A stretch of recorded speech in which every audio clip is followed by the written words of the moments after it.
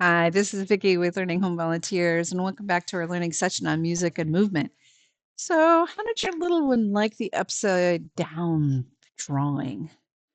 Did it change how they use their markers? Well, I had a friend who was actually in art school, and they said that they practice making strokes in a lot of different ways standing, sitting, even lying on the ground. It helps them actually get stronger. Who do? Well, in this last week of our sessions, we're going to try some new movements, including one of my favorites head, shoulders, knees, and toes. Let's get started. This is activity number 9 musical chairs. So, in this game, um, it was actually originated in Greek and Roman times, but they played it without music and circled a set of chairs until someone said stop. There were only enough chairs for everybody but one. And since then, it's actually morphed into a game that you can play with music. And it's really actually a perfect game to play with a big group over the holidays. So here are the rules. You want to arrange a set of chairs in a circle with one fewer chairs than you have people. So if you have 9 people, you want 8 chairs. You want to start the music, and while the music is actually playing, the players actually walk around the chairs. When the music stops, everyone wants to find a chair. Whoever doesn't find a chair is eliminated from the play, and then you remove one of the chairs out and start the music again and try again. And this is kind of what it looks like. So you ask yourself, what are they learning? Well, they're learning to listen, they're learning to follow instructions, and they're learning to plan. So let's see what that game looks like with some music and a song.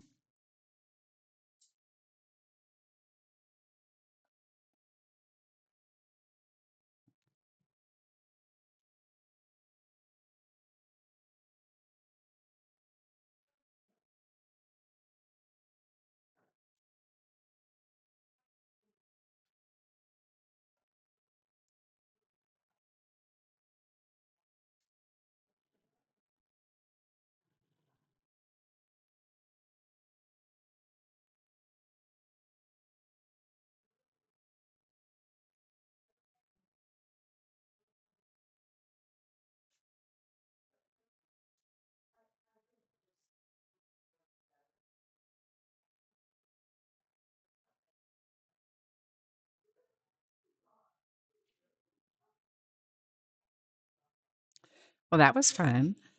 This is activity number 10. It's called Jump In and Jump Out. This a game can be done to music, which we'll provide. But the idea of this game is to work on positional words and to learn how to follow instructions. Positional, location, or direction words describe, well, the position, location, or the direction of the action. Children prior to entering school need to be able to follow those directions that teachers say, and many of them will involve position or location, and there are lots of words to describe those. So, introducing your child to these words will help them make that transition to school a little bit easier. And obviously, a fun way to do that is through games, which we're going to actually try. We've included in your box a piece of yarn to set up a circle for you to use in our game. And Miss Nia is going to show us how to play that game. The idea is the caller calls out the instruction, like jump in, jump out, wiggle all about, move your arms up, move your arms down. And once the learner gets the idea, you can actually use your own music and instructions. But let's watch Miss Nina work through that.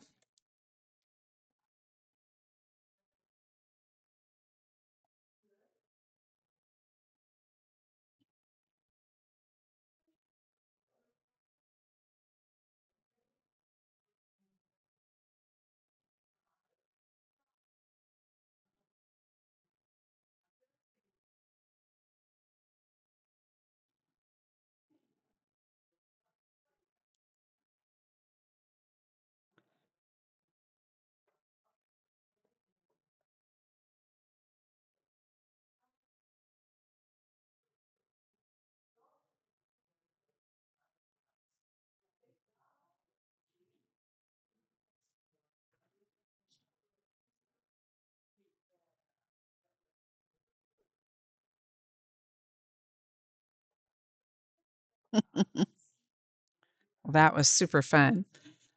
Our next activity, activity number 11, is big paint.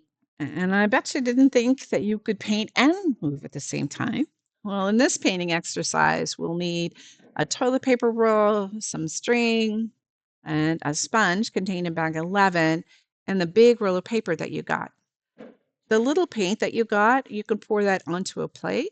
And then next, we want to actually make your paint brush by using either the toilet paper roll or a can and wrap the yarn around it.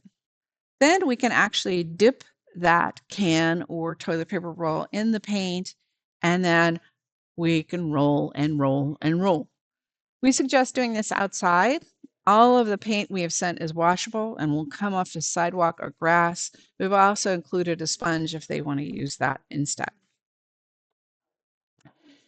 But combining movement and different objects will get really fun results. They can maybe check out painting with a broom or a bottle brush or a whisk.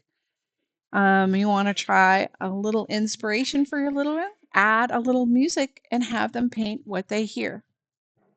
How fun is all of that? Well, let's do our next activity, activity number 12, my personal favorite of the session.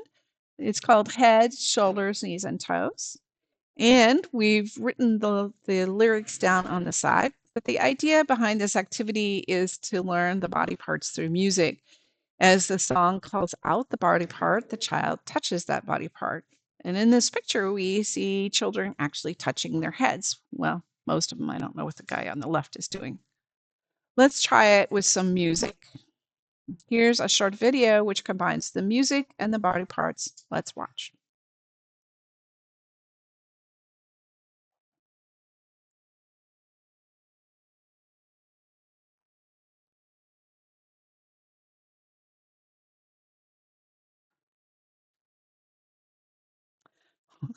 Well, that's all for this session. We hope you've enjoyed seeing how music and movement can be combined with learning.